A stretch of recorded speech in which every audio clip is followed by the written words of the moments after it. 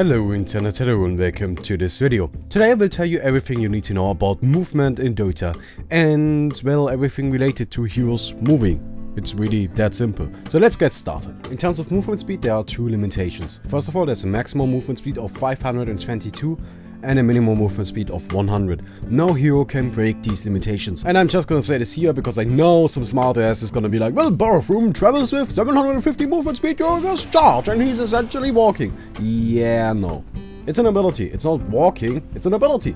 If we consider abilities, well then Storm Spirit beats everybody that doesn't have a blink because blink is infinite movement speed, but Storm Spirit is at 2500 movement speed. So yeah, charge is not walking. It's an ability. Anyways, back on topic. Every hero in Dota has a base movement speed. This base movement speed can be categorized in 1 out of 12 tiers. The highest being 330 base movement speed on Luna and the lowest 270 on Techies. The average is around 300. The heroes are of course not stuck to their base movement speed. Their movement speed can be increased by an overall 42 abilities and 13 items. Now I was curious, so I went ahead and did some math for you people. And I took a look at which items give a passive movement speed increase.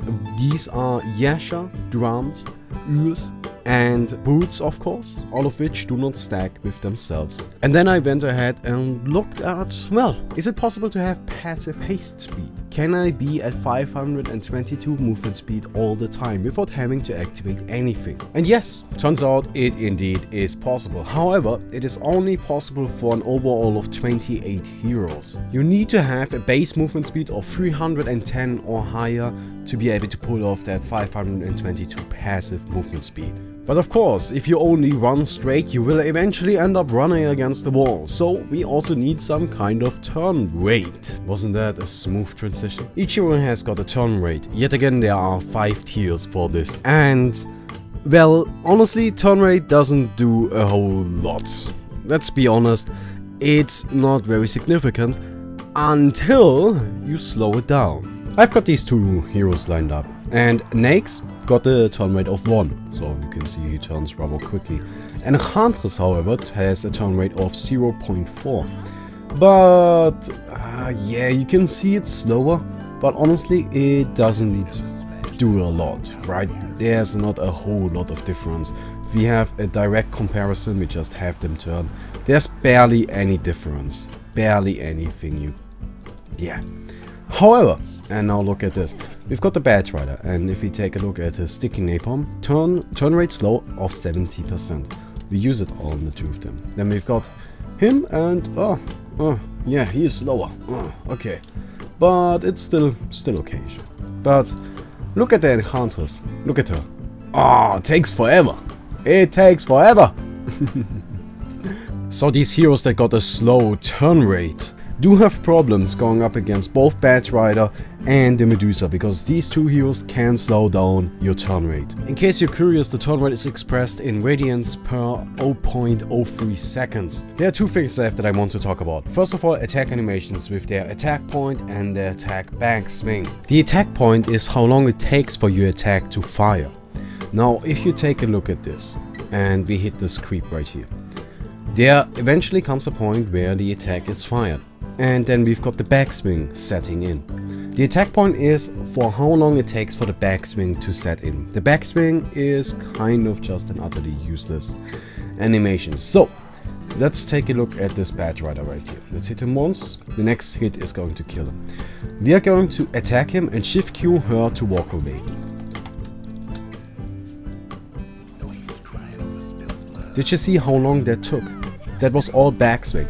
Now let's attack him and then just do it manually. And then we're gonna attack him and run away as quickly as possible. That wasn't as quickly as possible, but I think you got the point. Backswing is useless animation that just has to be cancelled. Doesn't serve any purpose. The exact same thing is true for abilities. So if we take a look at this, we've got Lashrak. Lashrak is commonly known for being a hero with one of the slowest cast times. That's because his cast point takes forever. His backswing doesn't actually. So let's just quickly go ahead and enable what the fuck. But we've got the Rubik right here. his cast point is not as long. It's actually a really short one. So if we steer that split earth and cast, boom, it's there instantly. While with the Lashwhack, it just takes much longer. But his backswing isn't very long. With the Rubik, however, if we do the exact same thing and then we shift Q, the backswing takes a little bit longer. So that's just something to keep in mind. Yet again, backswing is something that can be cancelled. So let's try this again. That's how long it takes. Let's do it manually. Much better. Much better. You shouldn't use that.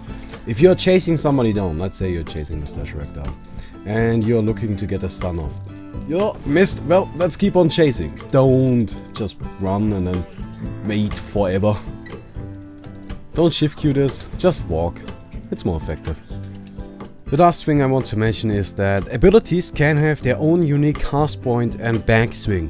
It can be either shorter or even longer. Great examples for longer cast points would be the Nature's Prophet Teleportation, Nipo Poof, Shadow Fiends, Requiem of Soul and the Sniper Assassinate. Those are actually the only examples, because those are the only 4 abilities with longer cast points than their regular cast points. That's why these abilities don't go on cooldown if they get interrupted while channeling. Anyways, I am done here.